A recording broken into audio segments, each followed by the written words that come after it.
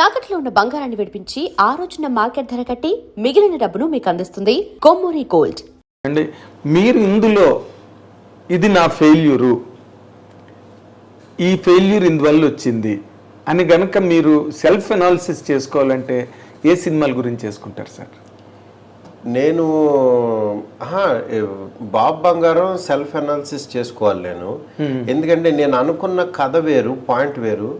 దాని తర్వాత నా చుట్టుపక్కల వాళ్ళు అవ్వచ్చు, అసిస్టెంట్స్ అవ్వచ్చు, వాళ్ళు చెప్పిన విధానంకి ఓహో ఇది కరెక్ట్ కాదేమో, పెద్ద హీరోకి ఇలా చేయాలేమో అలా చేయాలేమో అనుకుని ఒక రాంగ్ గైడెన్స్లో నేను రాంగ్ రూట్ వెళ్ళిపోయాను.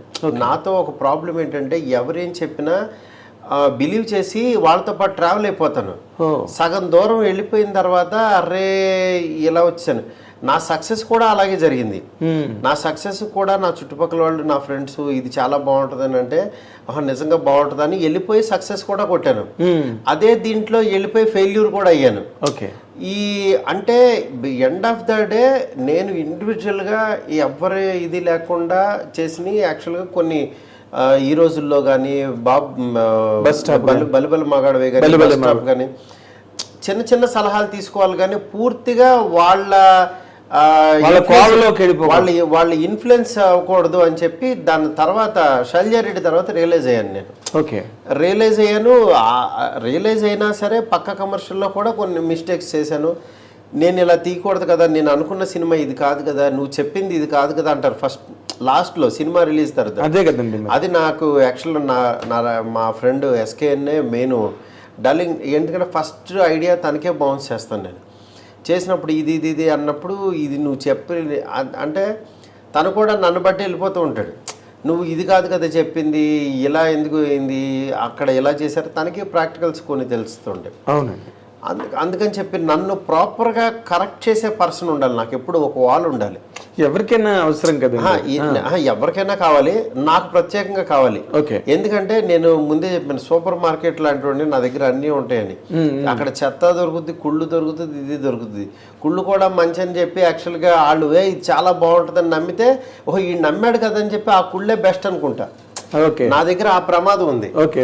అందుకనే నాకు కొన్ని యావరేజ్లు, కొన్ని సూపర్ హిట్లు, కొన్ని ట్రెండ్ సెటర్లు రావడానికి కారణం అదే. నా దగ్గర అన్ని రకాలు. ఎందుకనంటే ఒక సినిమా వచ్చి భలే తీసాడని అనుకుంటే ఇంకో సినిమా వచ్చి ఏం లేదండి మ్యాటర్ అయిపోయిందని అనుకుంటారు. మళ్ళీ ఇంకో సినిమా అమ్మ ఇది బాగా తీసుకున్నాడు, ఇది భలే కుదిరిందని అనుకుంటారు. అంటే ఒకే నాలుక యాక్చువల్గా రకరకాలుగా మాట్లాడుతుంది. బికాస్ నా మెచ్యూరిటీ లెవెల్, నా ఐడియాలజీ ఇన్ని బట్టే అవతల వాళ్ళు మాట్లాడుతున్నారు. అంటే నేను కూడా అలా ఫ్లెక్సిబుల్ అయిపోతున్నాను. అందుకని వాళ్ళు అలా మాట్లాడటానికి అవకాశం దొరుకుతుంది. ఇప్పుడు మీకు ఇండస్ట్రీలో ఏంటంటే ఒక ఫెయిల్యూర్ వస్తే ఒకసారి చూస్తారు, రెండో ఫెయిల్యూర్ వచ్చింది అనుకోండి ఇంక ఇది అయిపోయాడని ఫిక్స్ అయిపోతారు. కానీ నాకు బ్యాక్ టు బ్యాక్ ఫెయిల్యూర్ హిట్లతో సంబంధం లేకుండా నా కెరీర్ అలా నడుస్తుంది. నాకు స్టార్స్ వస్తున్నారు, ఇంకా ఇంకా గ్రో అవుతున్నాను. ఎందుకనంటే ఇది సుడి కాదు, నా మెంటాలిటీ, నా క్యారెక్టర్. అంటే వీడి దగ్గర ఏదన్నా డ్రా చేయొచ్చు. వీడిని రాంగ్ గైడెన్స్ ఇస్తే రాంగ్ రూట్లో వెళ్తాడు, వీడి రైట్ గైడెన్స్ ఇస్తే రైట్ రూట్లో వెళ్తాడని అవతల వాళ్ళు తెలుసుకున్నారనుకోండి, నాతో చాలా ఈజీ వర్క్.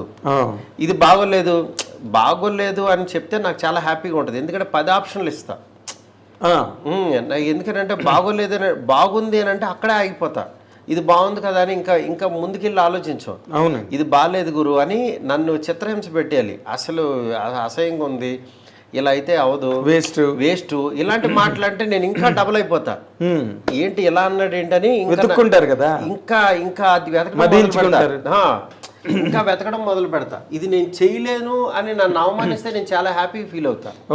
ఎందుకనంటే దాని నుంచి నాకు మంచి సినిమా వస్తుంది బయటికి. అవునండి. నన్ను డబుల్ మీనింగ్ డైరెక్టరో లేకపోతే ఇలా తీసాడా అన్న అనబట్టే ప్రేమ కథ చిత్రం వచ్చింది, ఒక జానర్ పుట్టింది. అవును. ఆ తర్వాత అది ఎంతమందికి మాతృక, అది 500 సినిమాలు తీశారు హర్రర్ కామెడీలో. అవును. దాన్ని బట్టి యాక్చువల్గా ఏంటంటే నన్ను అలా అనకపోతే ఆ ప్రేమ కథ చిత్రం రాదు. అవునండి. నన్ను అన్న వాళ్ళందరికీ హ్యాట్స్ ఆఫ్ చెప్పాలి నేను. అందుకని నన్ను తిట్టినోళ్ళు కానీ ఇవి కానీ నేను వింటాను. ఓహో ఈడు ఇలా ఉన్నాడు అని అనుకుంటే నేను ఇంకోటి ఏదో వేయాలి అని అనుకుంటా. అందరు నన్ను పొగిడే బ్యాచ్ని ఎక్కువ నేను ఇది చేయను. ఓకే, నేను చూడండి, ఎందుకంటే పొగడతల వల్ల నాకు ఉపయోగం లేదు. ఏముంటుంది, నేను నేర్చుకునేది నన్ను తిడితేనే. అదే విమర్శకుడే నిజమైన స్నేహితుడు. నన్ను విమర్శించిన ప్రతి ఒక్కళ్ళు నాకు గురువుల కింద సమానం. ఎందుకనంటే నా గురువు అన్నవాడే కొట్టి యాక్చువల్గా బోధిస్తాడు, అంతే కదా. అలాగే విమర్శకుడు కూడా, రివ్యూ రైటర్స్ అవ్వచ్చు, వీళ్ళందరూ నా కెరీర్ డిసైడ్ చేసిన గురువులు. అవునండి. ఎందుకంటే ఇలా తీయకూడదు అని చెప్పారంటే కరెక్ట్. నేను ఇంకెక్కడ నేర్చుకున్నాను? అక్కడే కదా నేను నేర్చుకుంది, ఇక్కడే కదా మరి. అవునండి. అందువల్ల నేను వాళ్ళు ఎన్ని తిట్టినా నాకు మంచి పాజిటివ్గా ఫీల్ అవుతాను. అదే మీరు నార్మల్గా బాబు బంగారం కథ వెంకటేష్ లేదా సురేష్ గారు వాళ్ళందరూ కూడా 1-4 సార్లు విని కానీ ఓకే చేయరు. పాపం వాళ్ళ తప్పులేదండి. ఎందుకంటే వెంకటేష్ గారికి నా మీద కాన్ఫిడెన్స్తో ఆయన ఈడు ఎలాగో మంచిగా తీసుకుంటాడని బిఫోర్ సినిమా బలబల మగాడని బట్టి ఆయన కూడా వచ్చేసారు. బట్ రన్నింగ్లో నేను కన్ఫ్యూజ్ అవుతున్నాను, నేను ఇదని చెప్పి ఆయన పాపం బాధపడ్డారు. బికాజ్ కొన్ని ఇవి జరుగుతుంటాయి, అదొక ఎక్స్పీరియన్స్ అంతే.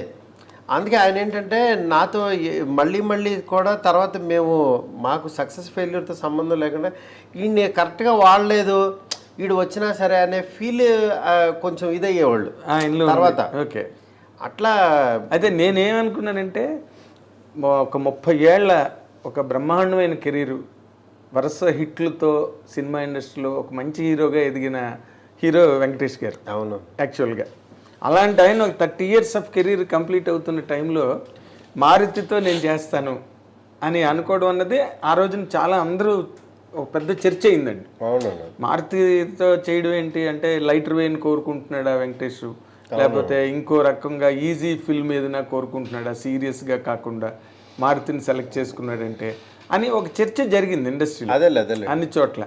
సో మీరు అన్న ఓకే అయిన కథను కూడా మీరు అదర్స్ వల్ల దాన్ని కరెక్ట్గా ట్రాక్లో పెట్టలేకపోయారు అన్నది. నేను అది నా ప్రాబ్లం అండి. నేను ఇన్ఫ్లుయెన్స్ అయిపోబట్టి రాంగ్ మూవీస్ వచ్చింది అంతే. అదేలేండి, నేను ఇన్ఫ్లుయెన్స్ అవ్వకూడదని రియలైజ్ అవ్వటమే నాకు సక్సెస్.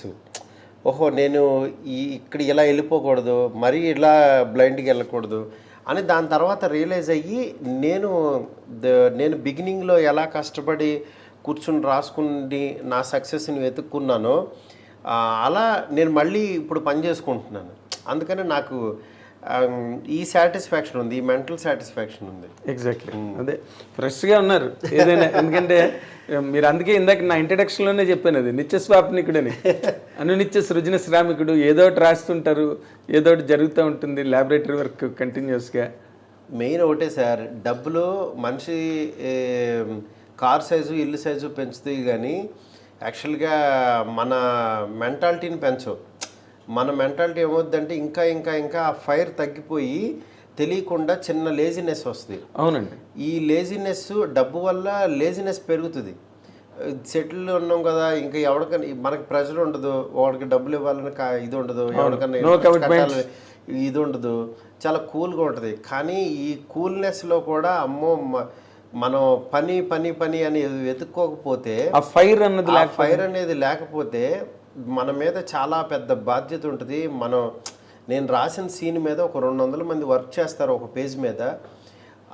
ఆ పేజ్కి ఎంత వాల్యూ ఉండాలి అని నేను ప్రతి పేజు ప్రతి లైను అనుకోకపోతే మంచి సినిమా అనేది రాదండి, న్యాయం జరగదు.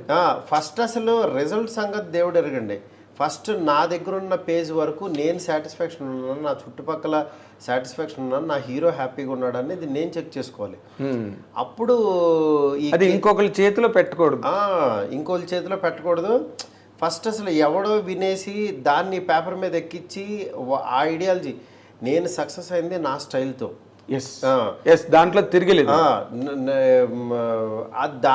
ఆ ఒరిజినాలిటీని వేరే వాళ్ళ ఇన్ఫ్లుయెన్స్తో కనుక నేను దాన్ని కనుక చంపేశానంటే డెఫినెట్గా ఒక డూపే వస్తుంది, ఒక వేరే జెరాక్స్ కాపీలు వస్తాయి బయటికి. అవునండి, అందుకని రాంగ్ జెరాక్స్ కాపీలు ఆ రాంగ్ జెరాక్స్ కాపీలే నా ఎక్స్పీరియన్స్ అయినాయి ఇప్పటిదాకా. అది అయిపోయింది. అందుకని నేను తవ్వుకోవటం మొదలు పెట్టాను.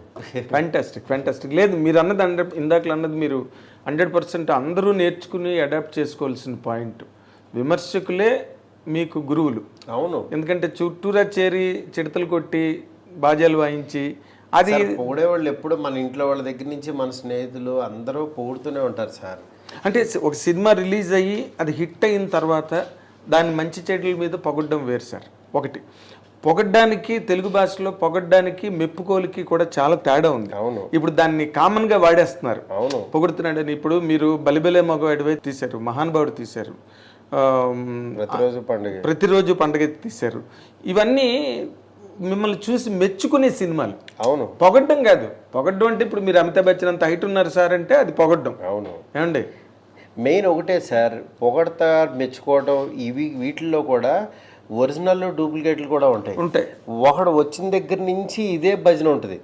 ఆ భజనలో కూడా మనం యాక్చువల్గా ఏంటంటే వాడిది జెన్యూన్ భజన కూడా అవ్వచ్చు, కానీ అది ఎంత స్థాయి జెన్యూనిటీలో కూడా ఎంత స్థాయి వెళ్ళాలి, ఆడు స్థాయిని మించి వెళ్తున్నాడు అనుకో, ఇంత అవసరం లేదు, ఇది సరిపోతుంది, వీడు ఎంత వెళ్తున్నాడంటే మిగిలిన ఎక్స్పెక్ట్ చేసే మాట్లాడతాడు అంతే. నాకు ఏంటంటే ఎదుటివాడు మాట్లాడటం మొదలుపెట్టిన తర్వాత అసలు మ్యాటర్ ఏంటో అనేది దానికి వెళ్ళిపోతూ ఉంటా. అదేలేండి. ఎందుకంటే ఏదో ఒక బొమ్మ వేసాను, బాగుంది, మామూలు బొమ్మన, వాడు అసలు ఏంటి, అసలు ఇలాంటి కళాఖండం ఎప్పుడు రాలేదన్నాడు అనుకో, అది అది మనకు తెలియాలంటున్నా. బాపు గారు కూడా ఎందుకు పనికిరాడు, ఇంకా అది మనకు తెలిసిపోవాలి. మన మనసు అది చెప్పాలి, ఈడు ఎక్కువ పొగుడుతున్నాడు రా, ఆడి పని అంటే చేసి పంపించు, ముందు ఆడిది క్లోజ్ చేసి, లేకపోతే ఈడు ఇలాగే భజన చేస్తూ ఉంటాడని మన మనసు మనకు చెప్పేయాలి. లేకపోతే నార్మల్ వేసిన దాన్ని నేను ఈడెంత పొగుడుతున్నాడు ఏంటి అని నాకైనా అనిపించాలి అట్లీస్ట్. పికాసో కూడా పనికిరాడండి, బాపు గారు వేస్ట్ అండి. అవును, అండ మొదలెడితే మాత్రం జాగ్రత్త పడాలి. అమ్మో చాలా జాగ్రత్త పడాలి 100%. తర్వాత